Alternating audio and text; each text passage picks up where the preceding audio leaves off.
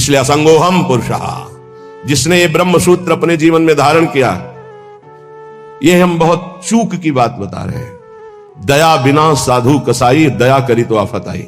जीवन में ये अनुभव की बात बता रहा हूं। जब कभी चूक हुई है तो दया के कारण हुई है, और जब कभी कोई विघ्न साधना में पड़ता है तो साधु की दया उसे फंसाती है।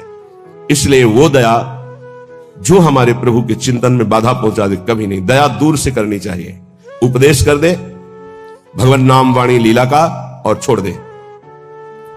पर होता क्या है, ये समर्थों को उपदेश दिया जाता है। जिनको अपने बल से उठाकर भगवत प्राप्ति करानी होती है, उनको उपदेश नहीं दिया जाता, उनको गोद में लेकर चला जाता है। पर ऐसे गोद में लेकर चलने के लिए चाहे अपनी दुर्गति हो जाए पर उनकी दुर्गति ना होने पावे, ऐसा स्वभाव संतों का, तो उनको दुख भोगना पड़ता है। यद्यपि उनकी महानता है पर उनको दुख भोगना पड़ता है। ये संसार उनको रुलाता है, ये संसार उनको पीटता है, ये संसार उनको मारता है, संसार उनके शरीर को नष्ट कर देता है। कितने उदाहरण हैं। अगर साधक निर्विघ्न परमात्मानंद में स्थित होना है तो दया किस पे करनी है? किसी पे नहीं। क्यों? क्योंकि सब भगवान का स्वरूप है। हम खुद दया के पात्र हैं। सब हम पर दया करें, हाथ जोड़ के तृणादपि सुनिचेन तो निकल जाओगे।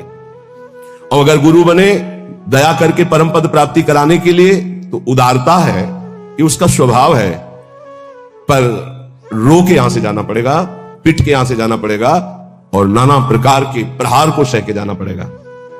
ये बहुत आंतरिक बात कह रहा हूं, अगर समझ पाओ तो समझ लेना, नहीं आगे माया समझा देगी आपको। सिर्फ अपनी बात मनानी, उसकी बात नहीं माननी। सिर्फ अपनी निष्ठा में रहना है, उसकी तरफ झुकना नहीं, तो बात बन जाएगी, अन्यथा नहीं बनेगी। अगर ये रहा कि मुझे अपनी बात बनाने के लिए मुझे इसकी बात माननी, तो ध्यान रखना, जीवन भर पछताना पड़ेगा, जीवन भर रोना पड़ेगा, और उसका कल्याण हो कि नहीं फिर संशय हो जाएगा। क्योंकि श्रद्धा शासन से प्रकट होती है, दुलार से नहीं।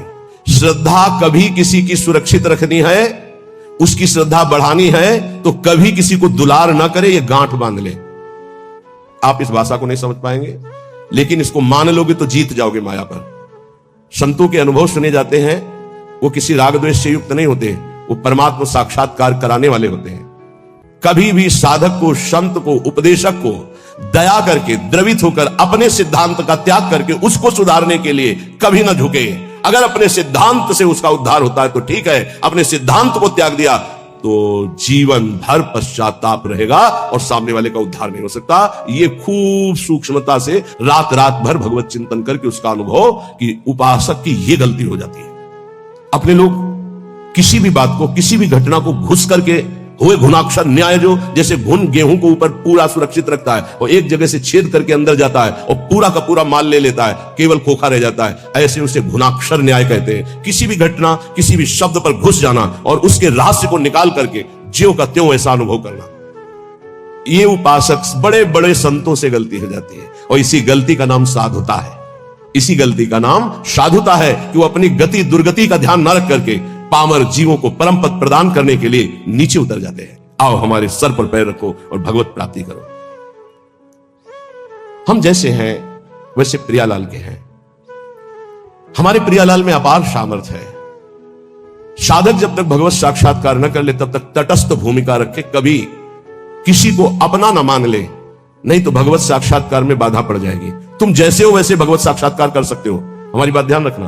काम है, क्रोध है, लोभ है, चिंता मत करो। ये नारकी गति प्रदान करने वाले शत्रु हैं, पर हम जिनके शरणागत हैं उनके प्रभाव से, जैसे जंगहा लोहा पारस के प्रभाव से सोना बन जाता है, तो पारस भी तो जड़ है। जड़ पारस अपना स्वभाव नहीं छोड़ती, तो चैतन्य घन परमात्मा और हमारी स्वामिनी किशोरी जो, वो अपना स्वभाव कैसे छोड़ देंगी? उनका स्वभाव ही है जो उनकी शरण में आ गया उसे निर्मल कर देना, प्रेम प्रदान कर देना। पर अपना कोई एक स्वप्न में भी नहीं होना चाहिए। सपने हो और न देखत कोई ऐसा सहयोगी नहीं है जो मुझे प्रियालाल में लीन करने का सहयोग करे। प्रियालाल से दूरी बनाने वाला मित्र तो मिल जाएगा। बड़ी विचित्र चाल माया की है। तुम्हारे में परमात्मा है जिसे तुम नहीं जान पा रहे हो, वही जनाने के लिए गुरुजन प्यार करते हैं। पर वो फिर क्या करता है? वो अपने में गर्व करके आज्ञा का उल्लंघन शुरू कर देता है, और उसको ऐसे जन मिलते हैं कि उसको सपोर्ट करते हैं उल्लंघन करने के लिए। अब वो जो उसकी चित्तवृत्ति गई थी कि इसको परमात्मा प्राप्ति कराएंगे, अब उस चित्तवृत्ति ने उसके चिंतन पर बाधा पहुंचा दी। गलत समय गया और अशांत असंतुष्टता पैदा करने की चेष्टा कर दी उस संग ने। इसलिए साधु को, साधक को, भक्त को सदैव असंगता पर ध्यान देना चाहिए। या तो सुलझा हुआ व्यक्तित्व साधुता का, उसका संग, तद्व्रतेषु, जो भगवत प्राप्ति करना ही चाहता है ऐसे का संग, अन्यथा सर्वात्मना न विसृजित बहिरिंद्रियाणि एकश्चरन्। एकश्चरन्, कभी सपन में भी ये न सोच ले कि मेरा परमार्थ का कोई सहयोगी हो जाएगा। जैसे भगवान करुणा करके आखिरी बात अर्जुन से कहते हैं, मेरी बात मान लो, सर्वधर्मान परित्यज्य माम एकम शरणम व्रज अहम त्वाम सर्व पापेभ्यो मोक्षयिष्यामि। अर्जुन, ये अत्यंत गूढ़ बात कह रहा हूं, इस सबके सामने प्रकाशित होने वाली नहीं। तुम मेरे प्रिय हो, इस मेरी आत्मा हो, इसलिए मैं तुम्हें कह रहा हूं, ए मान जाओ, ऐसे चलो, ऐसे चलो। तब तुम्हें पश्चाताप होगा जब अटैची तैयार करोगे और सामने से ट्रेन छूट गई। ये एक ही बार ट्रेन मिलती जीवन में, परम पद के लिए एक ही ट्रेन है, सदगुरुदेव की कृपा। जब तुम याद करोगे और तैयारी करोगे तब गाड़ी तुम्हारे सामने से छूट चुकी होगी, फिर केवल पछतावा ही पछतावा रह जाएगा। एक हवा आती है जैसे अभी चली है, मान लो हमारी बात मान लो, हम खोल के कह रहे हैं, खुला कह रहे हैं, ये हवा आई है तुम्हारे कल्याण के लिए। ये केवल हवा है, अनुग्रह की वायु है, अनुग्रह की वायु, केवल कृपा वायु। जो इस वायु में पड़ जाएगा वो निकल जाएगा। और ये ज्यादा दिन के लिए अनुग्रह वायु नहीं होती। जैसे पछियाव चला, उसका अलग प्रभाव, पश्चिम की वायु चली, उत्तर की वायु चली, दक्षिण की, हर वायु का अपना प्रभाव है। ये अनुग्रह वायु है, ज्यादा दिन नहीं रहती अनुग्रह वायु, ये ध्यान रखना। जहां विशेष अनुग्रह वर्षा होती है वहां ज्यादा दिन नहीं होता, वो तत्काल ढका जाता है, क्योंकि कलयुग और माया दोनों का भी प्रभाव बढ़ना चाहिए। और जब तक अनुग्रह वायु रहेगी तब तक ये बढ़ नहीं सकते, इसलिए उस अनुग्रह वायु को ढका जाता है, या तो कलंक के द्वारा और या तो आयु पूरी करके। जितने बड़े महापुरुष हैं वो कम अवस्था में पधार गए। आद्य गुरु भगवान शंकराचार्य जी, बड़े बड़े महापुरुषों को देखो। आपको स्पष्ट कह रहा हूं, मानो तो मानो, नहीं तो ट्रेन छूटी। ये केवल अनुग्रह वायु, केवल अनुग्रह वायु, चीख के कह रहा हूं, पकड़ लो, पकड़ लो। नहीं बाद में केवल हाथ मलते रह जाओगे। केवल कृपा ही है, कृपा। ये शरीर नहीं बोल रहा है, पकड़ लो। ये केवल कृपा है जो तुम्हें भगवत प्राप्ति कराने के लिए। रोज हम एक संकेत दे रहे हैं, अगर पकड़ पा रहे हो। कल कहा था सबकी वर्दी तैयार है, केवल आपको अपने तन का, ये जो कपड़ा है, इससे प्यार हटा दो जितनी जल्दी। पोशाक बनी बनाई तैयार है, भाव दे कि तुम्हें तत्काल मिल जाएगी गुरु प्रसाद से। नाम लिख चुका है, पोशाक नप चुकी, बन चुकी है, बस इंतजार तुम्हारे इस शरीर रूपी वस्त्र के राग का त्याग करने का है, और उसकी तैयारी हो रही है। उसकी तैयारी तुम केवल सहयोग कर दो। लेकिन नहीं, ये मलिन मन, ये मलिन इंद्रियां बस इसी शरीर को मैं मानकर भोगों में सुख के लिए, वो इसी से प्यार, इसीलिए बहुत दूर नगरी नजर आ रही नहीं, बहुत नजदीक दिखाई दे रही है। बहुत कम समय के लिए अवसर मिला है, जिसे तुम वर्षों मान रहे हो, ऐसे चले गए, ऐसे चले गए। इसलिए बहुत सावधान होकर जो सत्संग सुन रहे हो, कर लो भगवत प्राप्ति। तैयार केवल तुम्हें होना है भगवत प्राप्ति, तो इष्ट और गुरु कराएंगे, केवल तैयारी तुम्हारी है। अगर चूक कर गए, आपसे सच्ची कह रहे हैं, इस समय इसमें कोई जीवात्मा नहीं बोल रही, तुम्हें बात समझ लेना। जैसे भूत का आवेश होता है ना, तो झाड़ने वाला कहता है ये भूत बोल रहा है। इसमें गुरु कृपा से परमात्मा तत्व बोल रहा है। अगर तुम पकड़ पाओ तो पकड़ लो।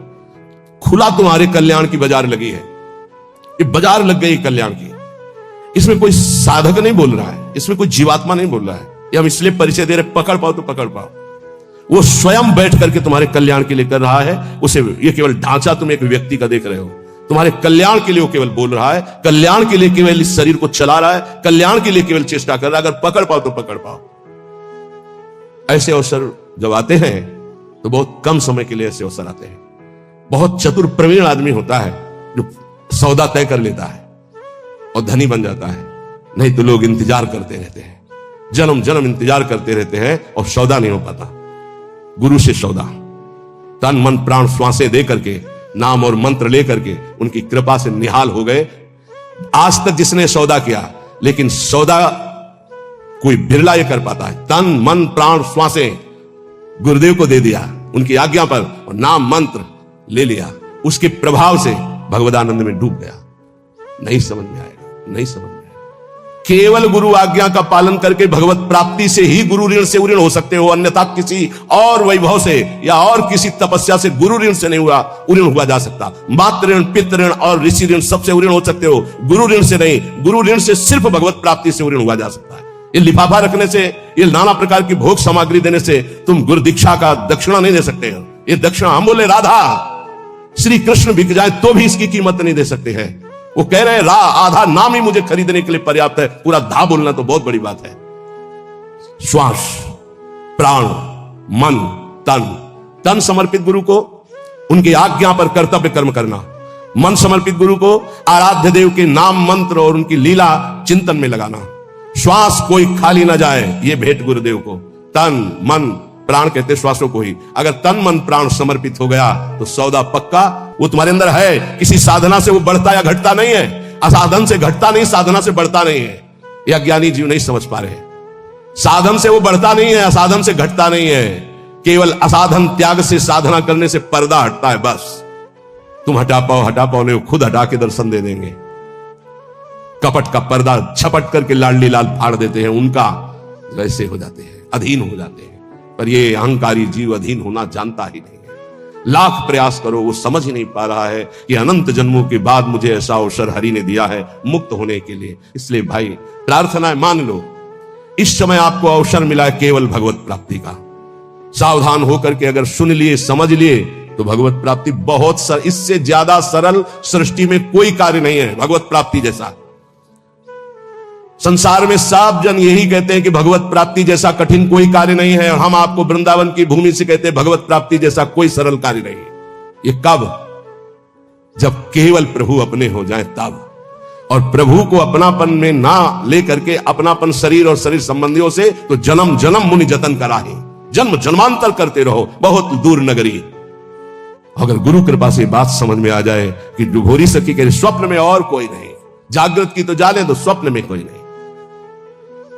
प्रियाजू, हमें कहीं अब और ठौर नहीं है, आपके सिवा कोई और नहीं है। हो गई भगवत प्राप्ति, आप देख लेना। जैसे छोटा बच्चा जरा सा विचलित होता है तो मां दौड़ पड़ती, गोदी में ले लेती है, ऐसे हमने श्री जी को देखा है। जरा सा शारीरिक या मानसिक बात हो तो तत्काल लाडली जो मुस्कुराती हुई, उनके प्यार, उनको बुलाना नहीं पड़ता, उनके प्यार उनके दुलार को देखना है तो उनके सिवा किसी और को अपना मत मानना, कोई और है ही नहीं।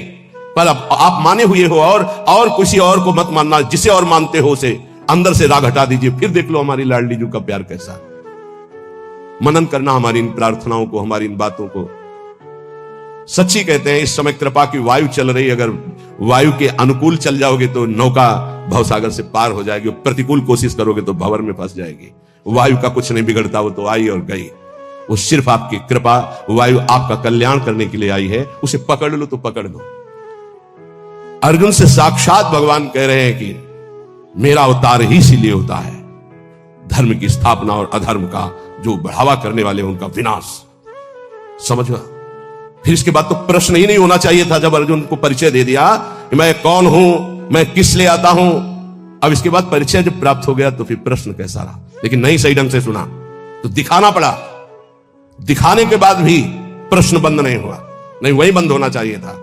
जब जान लिया तुम आदि देवा पुरुषा पुराणा तुमस्य विश्वस्य परम निधानम वेदासि वेद्यम परमम च धाम त्वया ततम विश्वमनंत रूपम।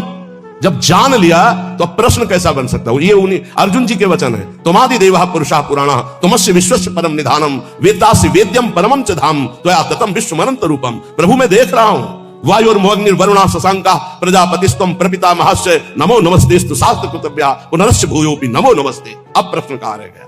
लेकिन फिर भी प्रश्न हुआ। सर्वतो भावेन एक बात कह करके भगवान ने विश्राम की, सर्वधर्मान परित्यज्य मामेकम शरणम व्रज। बहुत प्यार से कही। सब कुछ समझाने के बाद भी यदि यह समझ में नहीं आता तो फिर अभी भगवान के द्वारा वो विधान नहीं बना जिस विधान के लिए अनुग्रह वायु तुम्हें प्रेरित कर रही है। नहीं तो मान जाओ, इसमें तुम्हें मानना होगा। ये तुम्हारी तरफ से, प्रभु की तरफ से तो पूरा प्रवाह आ रहा है कृपा का। बार बार तो बनत नहीं आ संजोग अनूप मानुष तन वृंदा विपिन रसकन संग विविरूप। ये बहुत बढ़िया संयोग बन गया, बहुत बढ़िया।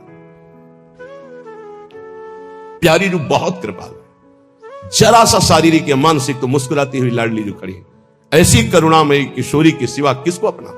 अगर किसी को अपना मान रहे हो तो ये तुम्हें मजाक लगेगा जो हम बोल रहे हैं, और अगर अपना नहीं मान रहे हो तो तुम्हें अनुभव में आने लगेगा कि मेरी लाडली जो प्रतिपल मुझे देख रही है। जहां जरा सा मानसिक विक्षेप हुआ तो स्वप्न में विराजमान है, वो जागृत में विराजमान। इतना प्यार करने वाला कोई है ही नहीं त्रिभुवन में, हरि भी नहीं है। जितना लाडली जो प्यार करती उतना हरि भी नहीं करते। हरि भी को कभी कभी गुस्सा आ जाता है, वो भी इंतजार करते हैं कि बुलाओ त्राहिमाम होकर के। इंतजार कर रहे हैं द्रौपदी के त्राहिमाम का, इंतजार कर रहे हैं। विचार करो जरा, भक्त जब तक त्राहिमाम नहीं बोलेगा तब तक हरि इंतजार कर रहे हैं, लेकिन मेरी लाडली जो नहीं, हमने नहीं बुलाया। हा किशोरी, ऐसा नहीं, ये हा किशोरी प्रेम में निकल सकता, दर्द में नहीं। हरि से भी ज्यादा महादुलार लाडली जो, क्योंकि हरि इंतजार करते हैं। देखा, जब तक तुम्हें अपने दांतों तक का भरोसा रहा तब तक हरि, और जब दांत का भरोसा छूटा, द्वारिकाधीश गोविंद तो वस्त्रावतार हो गए। हमारी श्री जी इतना इंतजार नहीं करती। पर ध्यान रखना, अपनापन केवल श्री जी से हो, नहीं तो आप प्रश्न कर दोगे कि मैंने बुलाया भी नहीं आई, क्योंकि कोई और है आपका। जिस दिन अपनापन केवल श्री जी का होगा तो ये त्राहिमाम बोलना हरि के लिए है। हमारी लाडली जो अलबेली सरकार है, वो दौड़ पड़ती हैं, वो ये नहीं देखती हैं कि मुझे बुलाए तब मैं जाऊं। ऐसा हमारी श्री जी का स्वभाव है। धन्य धन्य धन्य तेई जे इनके उपासी है, वही धन्य धन्य धन्य आपके आगे लगने वाला है, यदि आप अपनापन समेट कर हमारी महारानी जी से कर ले। मान लीजिए और कोई नहीं, हरि ही महारानी जी बोले, पर बस समझ ला है, हरि ही परशुराम है और हरि ही राम है, तो बड़ा अंतर है। हरि ही लालजू है, हरि ही लाडली जू है, पर लालजू के हृदय का प्रेम रूप वो हमारी श्री लाडली जू के रूप में। अद्भुत करुणा, अद्भुत दया। कैसे उनकी मुस्कुराहट में दिल में जो पावर आता है वो दवा आज तक बनी ही नहीं। दिलवर की मुस्कुराहट से जो दिल में पावर आता है वो आज तक दवा ही नहीं बनी। कैसे समझोगे तुम इन बातों को? अपनापन केवल लाडली जू से। स्वप्न में भी और कोई नहीं, चरण सरोज अनन्य उपासी। बस ये ठसक लानी है कि श्री जी के सिवा हमारा कोई नहीं। जिस दिन ये आ गई तो आप जीत जाओगे। किस पर? माया पर नहीं, हरि पर विजय। अजित को जीत लोगे, हरि अधीन हो जाएंगे। तो क्या लाडली जी केवल मुस्कुरा रही थी? तो राधा संग बिना नहीं, श्याम जी कहां थे? श्याम सुंदर कहां थे? तो श्री जी सामने से मुस्कुरा रही थी, लालजू पकड़े हुए बैठे थे। तो श्री जी हमारी तरफ मुस्कुरा रही थी या लालजू की तरफ? निर्णय करना मुश्किल है। सच्ची कह रहे हैं। जब ऐसे देखो तो मुस्कुराती हुई श्री जी थी, जब ऐसे देखो तो जहां श्री जी की दृष्टि होती वहां लालजू। जिस पुष्प पर लाडली जी की दृष्टि होती लालजू से कर कमल में लिए होते हैं, वो ऐसे लिए होते हैं और वो सामने मुस्कुराती होती है। ये हरिवंश बल से कह रहे हैं।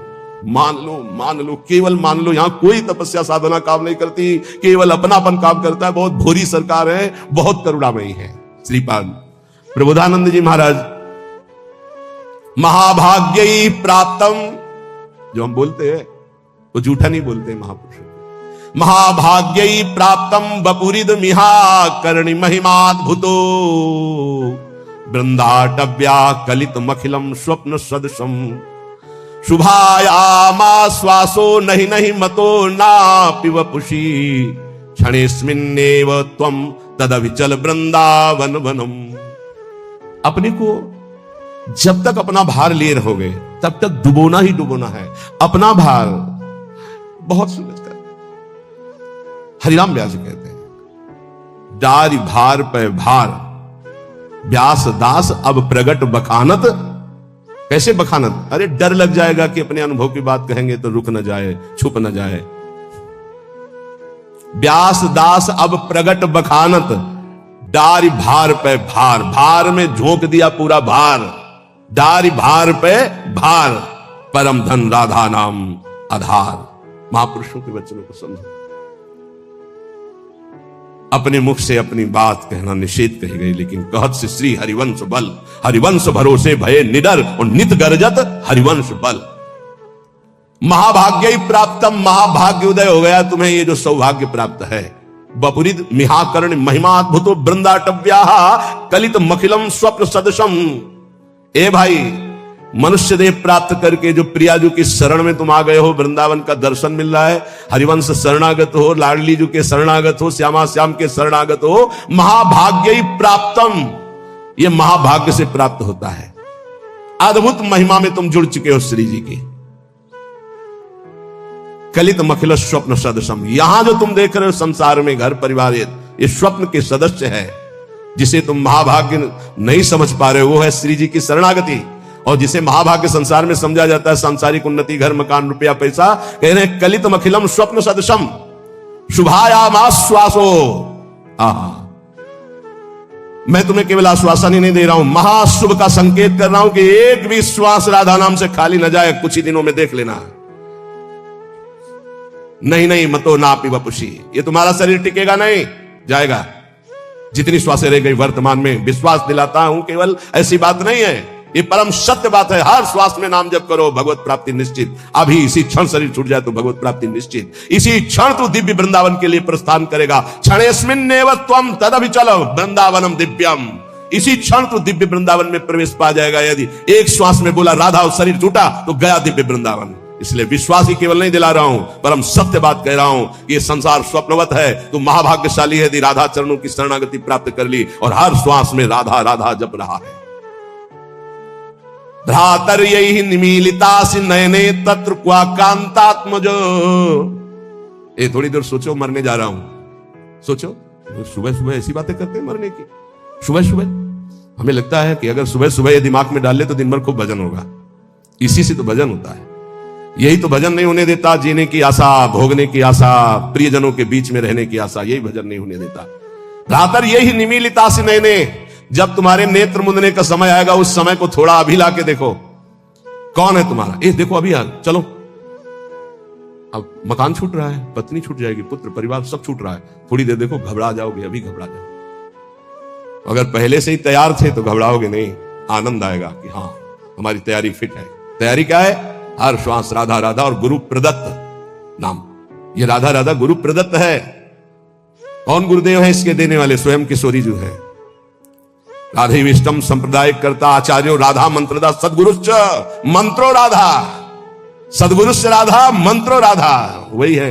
इत सजनी से लेकर के अभी तक जितने गुरुदेव वही हैं, वही गुरुदेव के रूप में दे रहे हैं। राधा राधा, बात मान लो।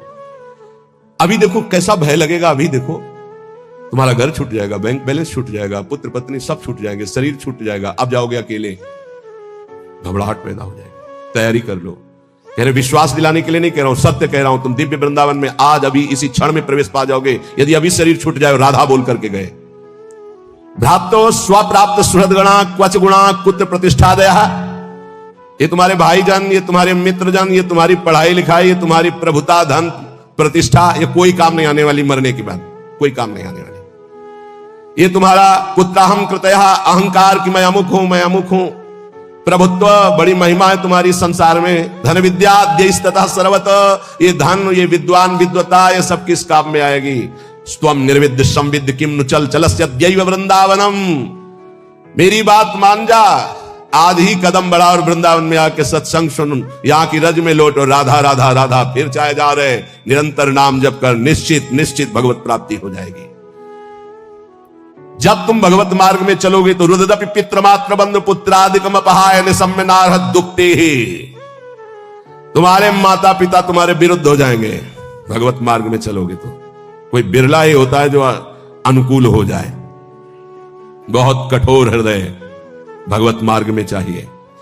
ममता से लड़ने के लिए कठोर हृदय चाहिए, समता में स्थित होने के लिए सहृदय चाहिए। दोनों बात होना, ये हमारे प्रभु के सद्गुण हैं। कुसुम से भी कोमल और वज्र से भी कठोर, अपने शब्द के लिए कठोर। और ये अपनापन जहां प्रभु में समर्पित हुआ तो सहृदय, इसको समेटो अपनेपन को। रुददपि पितृमात्र, रुददपि, यदि वो रो रहे हैं या ऐसी युक्तियां पेश कर रहे हैं, उपासक को चाहिए इस जाल में न फंसे।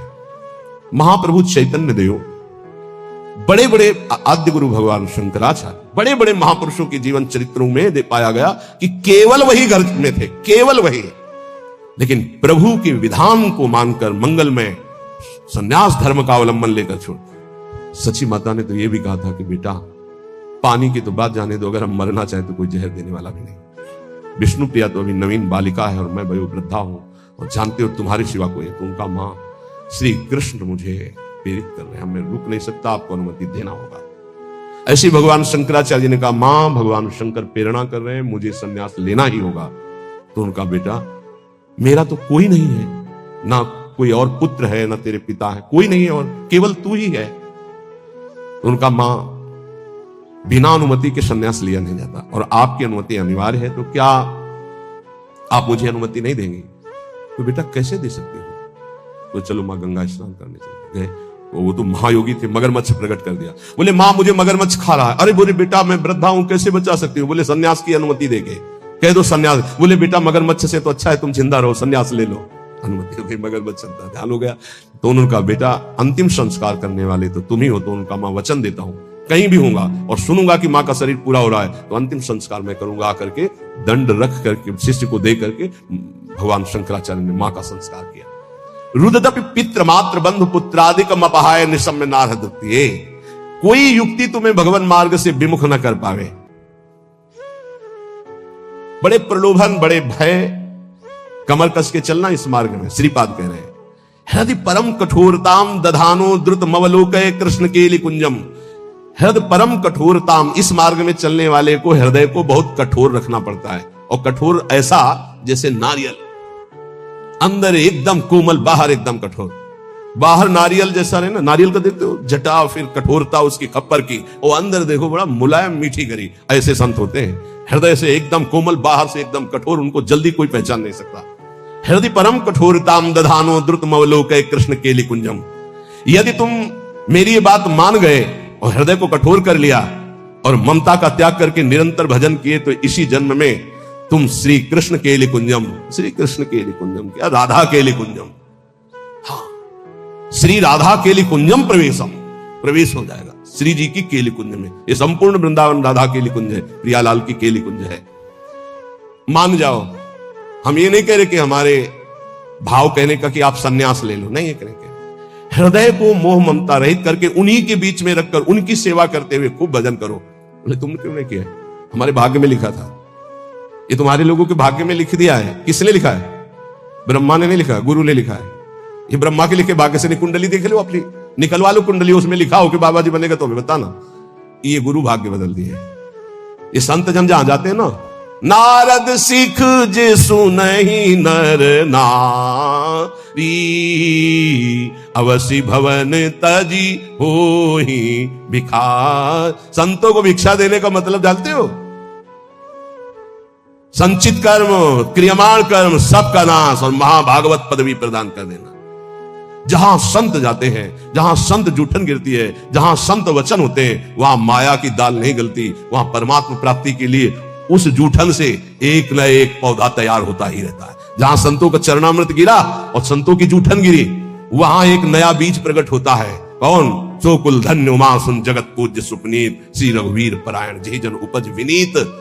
नाम प्रसंग कहत उपदेश जाया धर्म धन्य सो देश धन्य सो कुल जय जन्म भयो धन्य सो तात धन्य सो माय संतत सकल सुनो चितलाय श्री हरिवंश प्रताप। ये जाना है श्री जी मिल गई तो अनंत जन्मों की बिगड़ी बन गई। जिसे भगवत प्राप्ति होनी होती है उसके लक्षण क्या होते हैं? श्री भगवान सिद्ध पुरुष के लक्षण, और भगवत प्राप्ति जिसको होनी होती है उसके वो आदर्श लक्षण होते हैं। भगवान श्री कृष्ण चंद्र जी गीता जी में कह रहे हैं कि हे अर्जुन यदृच्छालाव संतुष्टो, ये बहुत सुंदर श्लोक है, जीवन में उतारिएगा। यदृच्छालाव संतुष्टो द्वंद्वातीतो विमत्सरः शमः सिद्धाव सिद्धौ च कृत्वापि न निबध्यते। यदृच्छालाभ संतुष्टः, हे उपासक, ये सिद्ध महापुरुष के लक्षण है और उपासक को ये धारण करना चाहिए जिसे भगवत प्राप्ति करनी है। यदृच्छालाभ संतुष्टः, हम जो साधना कर रहे हैं, चाहे गृहस्थ धर्म से युक्त होकर चाहे विरक्त धर्म से युक्त होकर, यदृच्छालाभ संतुष्टो, अब भगवान की इच्छा से सुख दुखे समय कृत्वा लाभालाभो जया जयो, जय हो या पराजय, लाभ हो या हानि, सुख हो या दुख, संतुष्टायन केनवा, मुझे संतुष्ट रहना, प्रसन्न रहना है सुख और दुख में, लाभ और हानि में, जय और पराजय में। ये हमारी साधना की कसौटी है। साधना में पराजित हो गया और शांत है, यही तो साधुता है। यदृच्छा लाभ संतुष्टो, हम फल प्राप्ति का उद्देश्य रख करके अगर साधना करेंगे तो हम विक्षेप को प्राप्त हो जाएंगे। ध्यान देना, हमको समता पर ध्यान देना है, यह है साधना का फल, और इस पर ध्यान प्राय नहीं। समता का क्या मतलब? हार और जीत में समान, लाभ और हानि में समान, सुख और दुख में समान। ये भगवान के वचन है। सुख दुखे समय कृत्वा लाभा लाभो जया जय। चित्त विक्षेप में या आनंद में समान, परिस्थिति बिगड़ी हुई या सही समान, कोई साथ दे रहा है या नहीं समान, साधना का फल मिल रहा है या नहीं समान। अरे 20 साल हो गए अभी वही काम करो तो लोग, समान वृत्ति, विक्षेप नहीं, शांत। यदच्छा लाभ संतुष्टो द्वंद्वातीतो विमत्सरः, बहुत अमृत में। हम साधना करें, अनुकूलता मिले या प्रतिकूलता, लाभ मिले या हानि, मान मिले या अपमान, स्तुति मिले या निंदा, विकार है या निर्विकार, पर हमारी स्थिति में फर्क नहीं पड़ेगा, हमारी निष्ठा पे फर्क नहीं पड़ेगा, हमारी श्रद्धा पे फर्क नहीं पड़ेगा। यदच्छा लाभ संतुष्टो, पकड़ो पकड़ो इस बात को, अभी आनंदित रहोगे। हमें मतलब है नहीं अपने हृदय से, क्यों नहीं मतलब है? हमने दे दिया ना प्रभु को। बोले हमारा मन शांत नहीं, तो तुमने दिया क्या यार? किस तरह झूठे दानी हो। शरणागति तो यही से होती, तनुवांग मनोभिरमलई सोहम तयुवासिता, शरीर मन वाणी कर्म प्राण सब कुछ प्रभु को समर्पित, मैं सहित। अब हमारा क्या, ये तो हरि का है, प्रियाजू का है। फिर सुन लो, योगी सांगोपांग साधना करता है, साधना में कायरता नहीं है, लेकिन फल में अनुकूलता हो या प्रतिकूलता, लाभ मिले या हानि, मान मिले या अपमान, स्तुति हो या निंदा, जो कुछ भी हो उस समय अंतःकरण में सम रहना, यह साधना की उत्तम अवस्था है। असंतोष पैदा ना होने पावे, ये तो हुई विरक्त साधक या भगवत भक्त की। अगर गृहस्थ में है तो जैसे उत्तम व्यापार करता है, व्यापार में घाटा हो जाए या लाभ हो जाए तो भूले नहीं, घाटा हो जाए तो प्रभु को भूले नहीं, समान भाव। फिर हम प्रयास करेंगे। अंतःकरण बिगड़ना नहीं चाहिए, श्रद्धा नहीं बिगड़नी चाहिए। हर एक परिस्थिति में तुम्हारा अंतःकरण अपनी आराधना में लगा रहना चाहिए, तो उसके हृदय में जो फल होगा उसका नाम होगा समता, जो भगवत प्राप्ति का स्वरूप है। ऐसा नहीं कि लाभ का और हानि का उसे ज्ञान नहीं होता, होता है, पर उसको दुख नहीं होता। किसको? जो भगवत आश्रित भजन करने वाला होता है। लाभ होने पर अभिमान नहीं होगा, हानि होने पर दुख नहीं होगी, जय होने पर फूलेगा नहीं, पराजय होने पर निराश नहीं होगा। परिणाम में सुखी दुखी ना होना यह साधक का लक्षण है, परिणाम में सुखी दुखी होना यह संसारी पुरुष का लक्षण है। साधक का अंतःकरण अनुकूलता प्रतिकूलता के असर से ऊपर होता है। संसारी पुरुष का हृदय अनुकूलता पे हर्षित होता है, प्रतिकूलता पे रोता है, शोकित होता है। तुम संसारी पुरुष नहीं हो, घबराना नहीं, क्योंकि तुम साधक हो, भगवान के शरणागत हो। अंतःकरण में तुम्हारे ऊपर कोई प्रभाव नहीं पड़ना चाहिए अनुकूलता या प्रतिकूलता का। ये कब? जब पापाचरण नहीं होंगे तब। पापाचरण होंगे तो केवल बातें सुनोगे, इसका प्रभाव पड़ेगा। यदृच्छा लाभ संतुष्टा, जैसे प्रभु तुम्हें रख रहे हैं, जोई जोई प्यारो करे सोई मोई भावे। देख लो, प्यारे हराना चाहते तो हम जीतना क्यों चाहें? हम राजी है। प्यारे दुख में रखना चाहते तो हम सुखी क्यों होना चाहें? हमें दुख वो सुख से भी बढ़कर है जो हमारे प्यारे हैं। बने तो रघुबरते बने, और बिगड़े तो भरपूर। हम उस बिगड़ने पर भी सुखी हैं, क्योंकि प्रभु के विधान से हो रहा, मैंने थोड़ी सोचा है। यदच्छा लाभ संतुष्टा, पहला बैठा लो, किसी भी स्थिति में विचलित नहीं होना, किसी भी स्थिति में नहीं। ऐसा नहीं होता। लाभ हो या हानि हो, अनुकूलता हो या प्रतिकूलता हो, मान हो या अपमान हो, निंदा हो या स्थिति हो, समान भाव रख के तब माना जाएगा इष्ट प्रेम या गुरु प्रेम। जोई जोई प्यारो करे सोई मोई भावे। ये कोई सरल भाव नहीं है। प्यारे ने कैंसर दे दिया भावे, गाओ जोई जोई प्यारो करे सोई मोई भावे। अनुकूलता में तो सब गाते हैं जोई जोई प्यारो करे सोई मोई, प्रतिकूलता में गाओ जोई जोई प्यारो करे सोई मोई। आगे कह रहे द्वंद्वातीतो विमत्सरः, जो भगवान का भक्त होता है उस पर किसी भी द्वंद्व का प्रभाव नहीं पड़ता। सिद्ध महापुरुष पर पूज्यपाद श्री उड़िया बाबा जी महाराज प्रभुदत्त ब्रह्मचारी जी ने बहुत बड़ा संत संगोष्ठी रखी थी, जिसमें हरि बाबा और उड़िया बाबा भी पधारे थे। तो उस समय एक सन्यासी महान जो भारत में यश प्राप्त किए हुए थे, उनके गुरुजन, सिद्ध महापुरुषों की स्वाभाविक यश कीर्ति होती रहती है, तो उससे जो भगवत तत्व के ज्ञान होना और भगवत तत्व का बोध होना, इसमें अंतर होता है। तो भगवत तत्व के ज्ञानी थे वो, पर भगवत तत्व बोध संपन्न महापुरुष तो उड़िया बाबा थे। उन्होंने बस समस्या इतनी थी कि हरि बाबा जब घंटा बजाते थे तो सबसे पहले ओ नाद करवाते। तो इसका विरोध हुआ कि ये केवल अमुक ही बोल सकते हैं, हर वर्ण के नहीं बोल सकते हैं। तो उड़िया बाबा से कहा गया कि आप वहां बैठते हैं, आप इसका विरोध क्यों नहीं करते? उड़िया बाबा ने कहा हरि स्वयं हरि हैं, हरि बाबा स्वयं हरि हैं, वो जो कुछ करते हैं सब परम धर्म है, हम उनका विरोध नहीं कर सकते। इसी बात को लेकर के बाबा की बहुत निंदा की भरी सभा में बाबा बैठे थे, पद्मासन लगाए। बाबा के बड़े बड़े व्याकरणाचार्य, बड़े बड़े ब्रह्मबोध संपन्न महापुरुष संग में रहते थे उड़िया बाबा के। वो खड़े हो गए बड़े ज्ञानी जन और कहा कि बाबा उसकी तरफ देख के बाबा सबको बैठा दिया और बैठे रहे आधा घंटे। खूब वो माइक मिल गया था तो खूब फराटेदार श्लोक और बार बार उड़िया बाबा का नाम ले लेकर उड़िया बाबा की निंदा। और कोई निंदा के चांस नहीं थे इसी व्यवहार पर। सन्यासी होकर के ऐसा विरोध नहीं करते, ऐसा ऐसा ऐसा। बाबा जब संपन्न हो गई निंदा तो उठे अपनी कुटिया में आ गए। सब शिष्य जन जो और मित्र जन जितने थे सब, बाबा आपने रोक क्यों दिया, उनके तो हम मुख बंद कर देते, ऐसी नहीं। बोले देखो यही सत्संग सुना तुमने, यही आज तक हमारे संग का फल रहा कि तुम उनका मुख बंद कर। देखो वो जो निंदा कर रहे हैं सही कर रहे हैं। शरीर धर्म को लेकर के अगर निंदा कर रहे हैं तो बहुत सही बोल रहे हैं, और आत्मस्वरूप को लेकर कह रहे हैं तो जो वो आत्मा है वही आत्मा है, अभेद है, वो अपने आप की अपनी निंदा कर रहे हैं, तो हमें क्या परेशानी है, क्योंकि आत्म तत्व तो एक है। और शरीर की निंदा तो शास्त्र करते हैं, हम करते हैं, वो भी कर रहे हैं, क्या परेशानी है, कोई समस्या कोई। जो नियम लिया उसको बहुत काल तक निभाया, तब परिपक्व अवस्था आती। यहां 4 दिन सत्संग सुना, 4 दिन नहीं आए, 4 दिन ये दिन चल 4 दिन वो दिन चल, ऐसे नहीं चलता। और ये सब होता है विषय सेवन के कारण।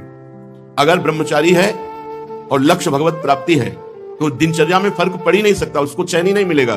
चाहे बुखार हो, चाहे जो भी कष्ट हो, वो अपनी दिनचर्या में दिखाई दे। हम देखते हैं विषयी पुरुषों में इतनी दम नहीं कि दिनचर्या निर्वाह कर सके। जिद्दी स्वभाव, हठी स्वभाव, निश्चयी स्वभाव, तब माया पर विजय प्राप्त की जाती है। श्रीपाद प्रबोधानंद जी महाराज कह रहे हैं, सौख्यानाम सौख्यमेतन मधुरतरमिदं वर्यम माधुर्यतोपि स्वाश्चर्यानामिदं स्वत् अद्भुतम मखिल श्रेयसाम श्रेयेतत् दिव्यानाम दिव्यमेतत् सदखिल चिद चिज्योतिषाम ज्योतिरेतत् यद वृंदारण्यनाम निस्फुरति रसमयम राधिका कृष्ण धाम। ये जो श्री श्यामा श्याम का निज महल है, इस धाम का नाम श्री वृंदावन है। ये श्री वृंदावन धाम भूतल पर प्रकाशित है, माथुर मंडल ब्रज 84 कोश उसमें विराजमान ये श्री वृंदावन धाम है। ये वृंदावन धाम सौख्यानाम सौख्यमेतन, सब सुखों में श्रेष्ठ भगवत सुख, और भगवत सुख में भी सर्वश्रेष्ठ प्रेम सुख, ये प्रेम सुख प्रदान करने वाला वृंदावन है। ये सुखों में सर्वश्रेष्ठ महासुख प्रेम सुख प्रदान करता है, जीव को भगवत प्रेम प्रदान करता है, प्रिया प्रीतम का प्रेम प्रदान करता है। ये मधुरतर मिदम वर्यम माधुर्य तोपी, जो महामधुर रस है उसमें भी ये श्रेष्ठ प्रियालाल के नित्य विहार रस का, नित्य विहार रस का अधिकारी सहचरी भावापन्न महापुरुषी है, जहां खंडन अधर करत परिरंभन चत जघन दुकूल उर नख पात तिरीछी चितवन दंपति रस समतूल वे भुज पीन पयोधर पर शतवाम दृशा पिहार बसनन पीक अलक आकर्षित समर श्रमित सतमार।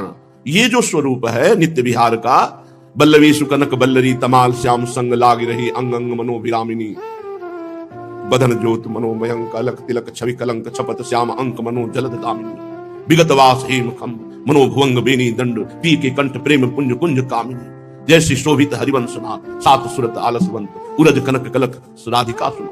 ये जो स्वरूप है, ये जो विहार है, ये यहां प्रवेश प्यारोडुम क्षमते न अच्छी सुखादि नाम तो ध्यानगम यन नारदादे सुकैरगम्यम वृंदावने वंजुल मंजु कुंजे तत्कृष्ण चेतो हरणय के विज्ञ मत्रास्ति किंचित परमम रहस्यम। जो इन बड़े बड़े महापुरुषों के लिए भी रहस्य है, वो अपने लोगों का उपासना का केंद्र बन गया। वो हमारे घर की बात है। ये जो इनके लिए दुर्लभ बात कही गई वो हमारे घर की बात है, ये हमारी पर्सनल बात हो रही, हमारी स्वामिनी जी की बात, हमारे लाल जी की बात हो रही। तो कह रहे सर्वाश्चर्या नाम इदम स्वाद्भुतम, सर्वाश्चर्य में अद्भुत जो रस है उसका भी अद्भुत रस है। सर्वाश्चर्य में भगवान है, भगवान का अद्भुत रस, दास्य रस, सख्य रस, वात्सल्य रस, यहां तक कि कांता रस, उसका भी महाअद्भुत रस ये सहचरी भाव से प्रिया प्रीतम का तत्सुख सेवन, किंचन मात्र सुख वांछा नहीं। बोले बड़ा अद्भुत रस ये वृंदावन प्रदान करता है। समस्त दिव्यानाम दिव्य में तत्, दिव्य रसों का भी ये दिव्य है। सदखिल चिद चिद ज्योतिषाम ज्योतिरेतत्, चेतन अचेतन सबसे अलग चिदानंदमय रस है। इसलिए हे भाई, इस महादिव्य वृंदावन का आश्रय, वृंदावन का वास स्वीकार करो, कभी मत छोड़ो वृंदावन का आश्रय। ना वास हो पावे तो कोई बात नहीं है, जहां हो वहीं से वृंदावन की उपासना करो, वृंदावन का नाम रटो, वृंदावन को प्रणाम करो, वृंदावन को अपना आश्रय दाता मान लो, इसी से काम हो जाएगा। वृंदावन महामंगल मोद स्वरूप है, महातेजो स्वरूप है, सुखों को भी सुख प्रदान करने वाला, माधुर्य का भी माधुर्य, इसलिए वृंदावन का आश्रय दृढ़ कर लो।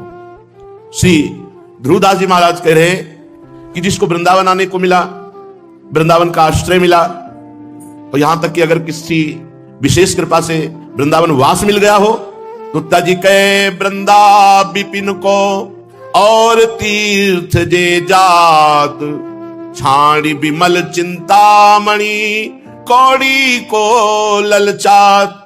जो महामहिम परम पावन श्री वृंदावन धाम को छोड़ करके और तीर्थों में जाते हैं तो मानो ऐसी बुद्धि हो गई कि विमल चिंतामणि का त्याग कर कौड़ी उठाने के लिए जा रहे हैं। अरे प्रियालाल का निज महल है, यहाँ की एक कण की बराबरी कोई नहीं कर सकता। ये ब्रजरज है, ये वृंदावन है, यहाँ प्रियालाल खेलते हैं। यहाँ प्रियालाल के जो प्रेमियों का आंसुओं से अभिषिक्त किया हुआ भाव है वो यहाँ पड़ा हुआ है। इसमें लोटो तुम्हारे हृदय में आ जाएगा। ये प्रेम भाव से अभिषिक्त भूमि है। इस भूमि में जो लोटे तो प्रेम युक्त हो जाए, इसकी समानता कोई नहीं कर सकता, कोई भी नहीं कर सकता। श्री वृंदावन प्रेम धाम है। इसीलिए कह रहे हैं तजिकै वृंदा विपिन को और तीर्थ जे जात, छाण विमल चिंतामणि कौड़ी को ललचात। मानसी गंगा, राधा कुंड, श्याम कुंड, मानसरोवर और भी हमारे सैकड़ों की संख्या में कुंड हैं। अगर इनका आचमन और स्नान हो जाए तो विश्व में कोई ऐसा पवित्र तीर्थ नहीं जो इनकी समानता कर सके। गिरिराज महाराज की तलहटी की पावन रज की समानता कोई नहीं कर सकता। ब्रज 84 को उसकी रज परम पवित्र करने वाली, कहां भाग के हम जाएंगे? यही केदारनाथ आके रह रहे हैं, यही बद्रीनाथ रह रहे हैं, यही सारे तीर्थ रह रहे हैं हमारे ब्रज मंडल में। हमें कहां भागने की जरूरत है? अगर कहीं बुद्धि काम ना करे और धाम को छोड़कर और तीर्थों की यात्रा करे तो मानो चिंतामणि को छोड़कर कौड़ी उठाने जा रहे हैं। छाड़ी विमल चिंतामणि कौड़ी को ललचात, पाई रतन चीन्हो नहीं, दीन्हो करते डारी। यह माया श्री कृष्ण की, मोहो सब संसार। वृंदावन रूपी रतन को पाया लेकिन चिन्हार नहीं हुई, क्योंकि जौहरी नहीं मिले। रतन की पहचान जौहरी करता है। वृंदावन रसिक रूप जौहरी का संग नहीं हुआ तो वृंदावन रूपी रतन नहीं पाया। मिला पर छोड़ दिया। क्यों? बोले भगवान श्री कृष्ण की ऐसी विचित्र माया है कि पूरे संसार को मोहित किए हुए है। श्रीधाम वृंदावन भी उनको साधारण तीर्थ या नगर जैसा लगता है। अरे महामहिम वृंदावन में एक बार प्रवेश हो गया तो नरक नहीं जाओगे। एक बार आकर बिहारी जी के दर्शन कर लिए तो उद्धार हो जाएगा। एक बार ब्रज 84 को उसमें किसी पावन तीर्थ में अवगाहन कर लिया, ये सब महामंगल में सर्व पापनाशक। ऐसे आचमन किया, जल छिड़का, पाप नष्ट हो गए। राधा कुंड, श्याम कुंड, मानसरोवर, मानसी गंगा, ये सब महान पवित्र पवित्र कुंड सरोवर है जिनमें प्रियालाल अवगाहन करते हैं। प्रगट जगत में जगमगे वृंदा विपिन अनूप, नैन अछत दिशत नहीं, यह माया कर रूप।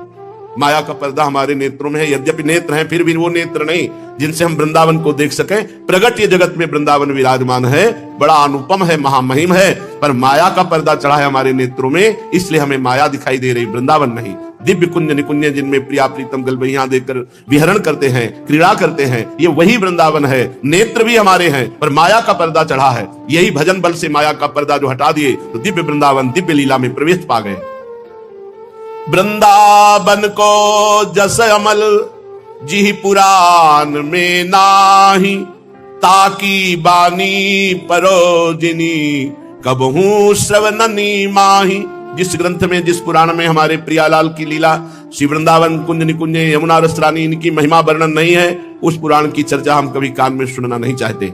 ध्रुवदास जी कह रहे हैं हमारे कानों में वो बात कभी न पड़े जिसमें प्रियालाल ना हो, वृंदावन ना हो, यमुना रस रानी ना हो, वृंदावन की महिमा शोभा गुण रूप लीला इनका वर्णन ना हो, वो बातें हमारे कानों में कभी न पड़े।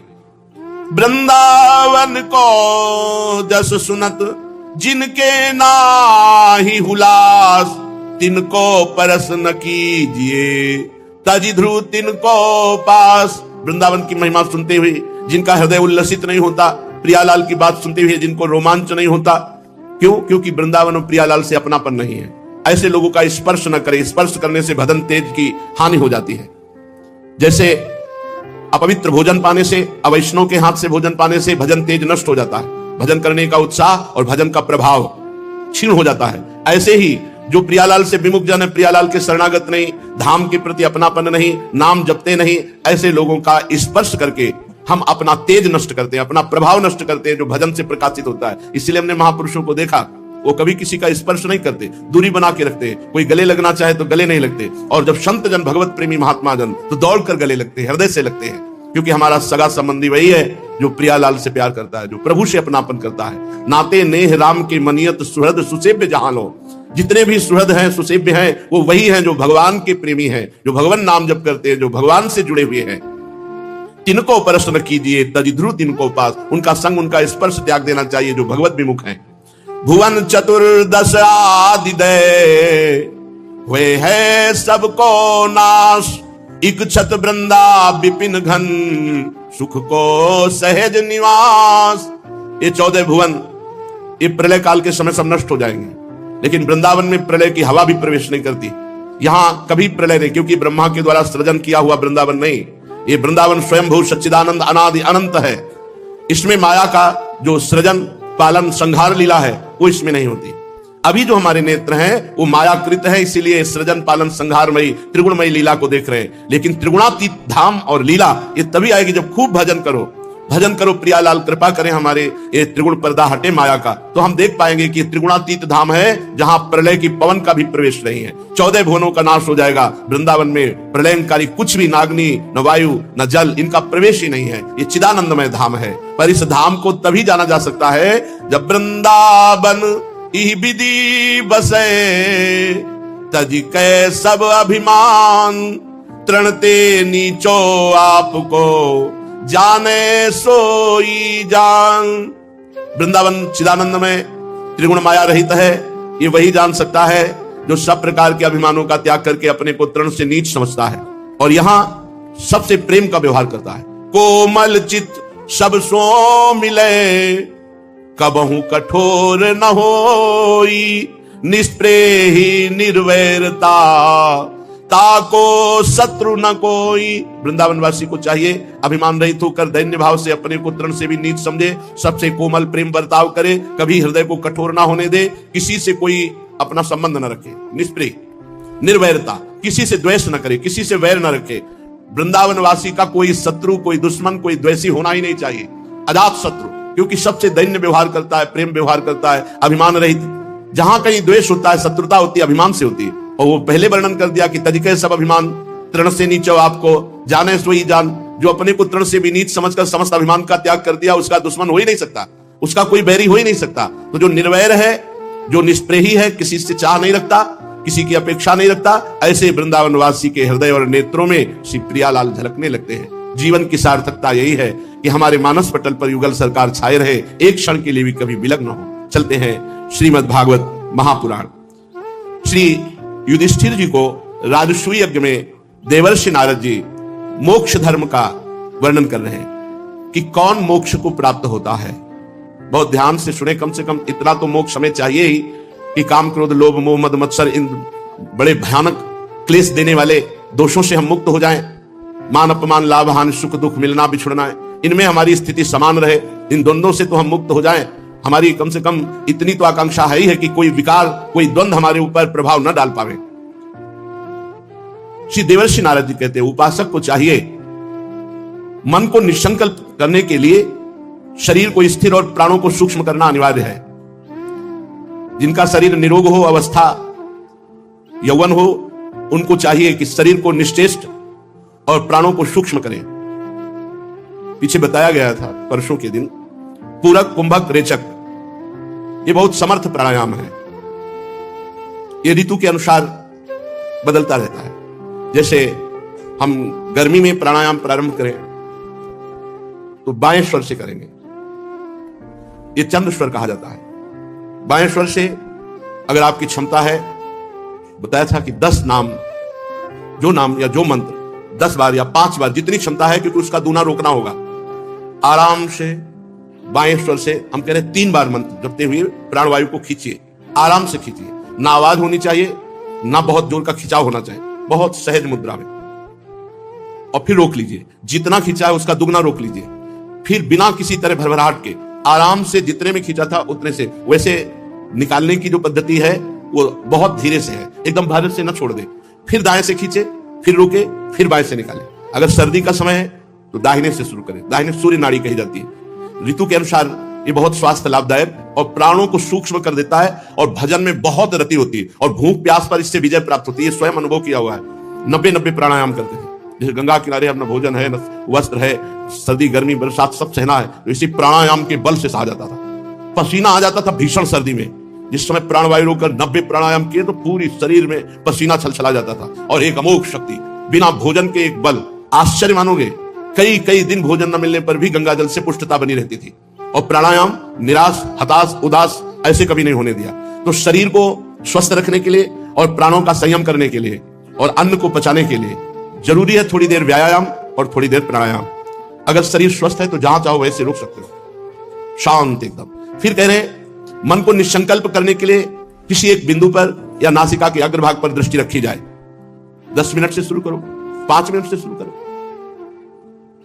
शांत। और ऐसे करोगे आंख मुंदने न पावे, केवल नासाग्र, दोनों आंखों की दृष्टि यहां होनी चाहिए और यहीं पर लिखो राधा नाम बार बार, शांत। फिर देखो आपको कैसे एकाग्रता बढ़ती है। अगर आपके मस्तक पर दर्द होने लगे तो परेशान मत होना, ये अभ्यास ना होने के कारण थोड़े दिनों में बिल्कुल समान हो जाएगा। जैसे कोई दंड बैठक नहीं मारता और दंड बैठक शुरू करे तो 2-4 दिन दर्द करेगा शरीर, फिर वो अभ्यास में आ जाएगा। या फिर किसी एक बिंदु पर कहीं एक बिंदु निश्चित कर ले, बराबर उसे देखता रहे, इससे बहुत एकाग्रता प्राप्त होती है।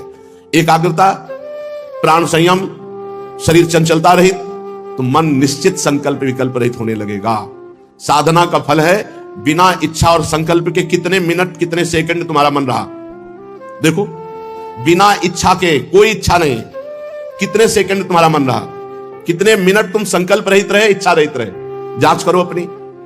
हर उपासक चाहे गृहस्थ चाहे विरक्त, जब हम साधन में बैठे हैं तो ये तो देखें कि कितना अंतराय मन संकल्प विकल्प और इच्छा रहित होता है। बोले 1 घंटा हो गया, कोई इच्छा नहीं हुई, कोई संकल्प विकल्प नहीं हुआ। जांच करो, मिनट निकलना मुश्किल होता है जिनकी साधना ठीक नहीं है। फौरन कोई संकल्प कर लेगा, कहीं भाग जाएगा। और जिनकी साधना तो घंटों निकल जाएंगे, कोई इच्छा नहीं, कोई संकल्प नहीं, कोई स्फुरणा ही नहीं। जब तक मन संकल्प विकल्प ना छोड़ दे तब तक पूरक कुंभक रेचक प्राणायाम, नासिकाग्र दृष्टि, इससे होगा प्राण सूक्ष्म, शरीर चंचलता रहित और मन संकल्प विकल्प रहित। ये मोक्ष मार्ग का पथिक, जो भगवत मार्ग का पथिक जरूर होना चाहिए, ये दिनचर्या जरूर होनी चाहिए। काम की चोट से घायल चित्त जब साधक का इधर उधर चक्कर काटते हुए भागे तो उसको सहारा नहीं मिलना चाहिए काम का। चलो उस व्यक्ति के पास चलते हैं, या वो क्रिया कर लेते हैं, या वो दृश्य मोबाइल में देख लेते हैं। कोई भी सहारा ना मिले तो चक्कर काट के 1 सेकंड में फिर आ जाएगा आपके पास। अगर कोई सहारा है बस वहीं चला जाएगा, फिर आपको विचलित कर देगा। मोबाइल खोलो या कोई क्रिया करो या किसी व्यक्ति के पास चलो, कोई सहारा अगर है तो फिर मन आपके बस में नहीं होने वाला। काम की चोट से घायल चित्त जब साधक का इधर उधर चक्कर काटता है तो उसे कोई सहारा नहीं मिलना चाहिए। जैसे जल जहाज का पक्षी उड़े और उसे कोई अन्य बैठने को लिए ना मिले तो पुनः वहीं आकर बैठ जाएगा, ऐसे ही मन पुनः साधन में लग जाएगा। और अगर सहारा मिल गया तो भ्रष्ट कर देगा। जहां जहां तुम्हारा मन जाए वहां वहां से उसे लौटाकर धीरे धीरे अपने लक्ष्य में लगावे, प्रभु के चिंतन में, प्रियालाल के चिंतन में लगावे। जब साधक निरंतर इस प्रकार अभ्यास करता है तो जैसे ईंधन अग्नि में ना डाला जाए तो अग्नि कुछ समय बाद शांत और बुझ जाती है, ऐसे विषय भोग ना दिया जाए तो मन और जनेंद्री ये शांत हो जाए। पर शांत हो गए इसका मतलब ये नहीं कि तुम काम विजयी हो गए हो। अगर फिर घास डाल दोगे तो फिर उसमें अग्नि जल उठेगी। अभी वो शांत हुई है, पूरी बुझी नहीं है।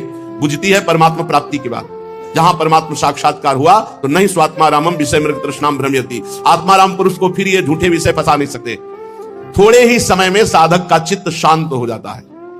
जब काम वासनाएं चोट करना बंद कर देती हैं, वृत्तियां शांत हो जाती हैं, चित्त एकाग्र हो जाता है, उसी समय ब्रह्मानंद भगवदानंद का स्फुरण होता है। जहां ब्रह्मानंद का स्फुरण हुआ तो निज सुख बिन मन होए कि थिर। अब निज सुख मिला, अब मन कभी उसका बाहर नहीं जाएगा।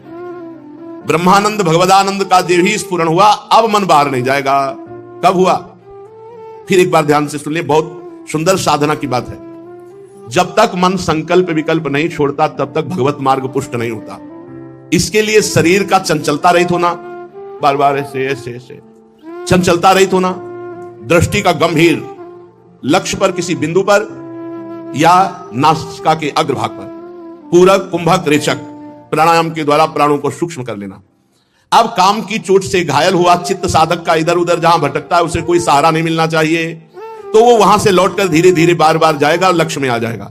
और जब साधक निरंतर ऐसा अभ्यास करता है, केवल उसे विषय संयोग ना मिले तो ईंधन के बिना जैसे अग्नि बुझ जाती है, ऐसे ही विषय सेवन ना होने पर उसका मन शांत हो जाता है। जब काम वासनाएं स्फुरण होना बंद हो जाती हैं, वृत्तियां शांत हो जाती हैं, तब चित्त में भगवदानंद का स्फुरण होता है, ब्रह्मानंद का स्फुरण होता है। अब कभी उसके अंदर वासना नहीं जगेगी, क्योंकि ब्रह्मानंद का जहां सुख मिला, भगवदानंद का सुख मिला, अब मन झूठे विषयों में नहीं जाएगा। विरक्त को चाहिए कि जब वो अर्थ से काम से और साधारण धर्मों से विरक्त हो गया है तो पुनः इनका कभी जीवन में स्वीकार नहीं करना चाहिए, इनका सेवन नहीं करना चाहिए। लोक धर्म का, अर्थ का, काम का त्याग करके ही तो हम विरक्त हुए हैं। यदि सेवे तान भिक्षु स वही वांतास्य पत्रपः, धर्म का भी त्याग, अर्थ का भी त्याग, काम का भी त्याग, वो मोक्षावलंबी है, वो प्रेम मार्गी है।